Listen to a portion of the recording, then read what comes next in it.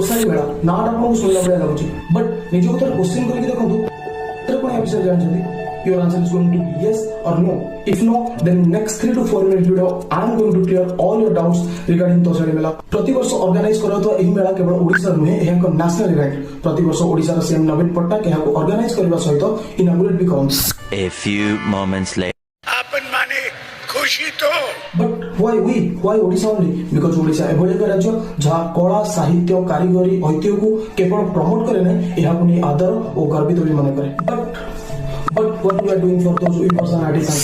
The answer is Tosali मेला। 2006 organise होतबा एही इवेंट रे 350 रु अधिक स्टॉल निजर कारुकार्य देखेबा सहित 30 रु अधिक फूड कोर्ट्स ओडिया पूजार स्वाद आपण मानगरे परिवेशन करथांती।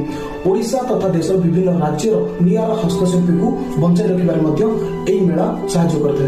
अदरवाइज दे मे एक्सटेंड 20 कोटी रु अधिक बजेट मिलुथिबा एही मेला केवल ओडिशार ऐतिह्य को ही उपस्थापना करे नाही मात्र एहा सहित ओडिशार ऐतिह्य को बंचाई रखिथिबा महान व्यक्तित्व मानकु इकोनॉमिकली हेल्प मध्ये provide करथाय।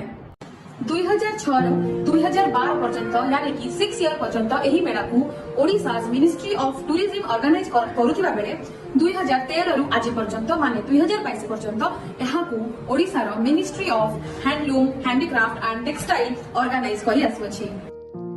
सिदाक state institute for development of arts and craft एक स्वतंत्र बॉडी ओडिशार ministry of handicraft and handloom को ग्रास रूट लेवल रू ऑर्गेनाइज करे। आज भी कला साहित्य एवं कारुकार्य को प्राधान्य देउथिबा मो ओडिशा पई मु त गर्वित।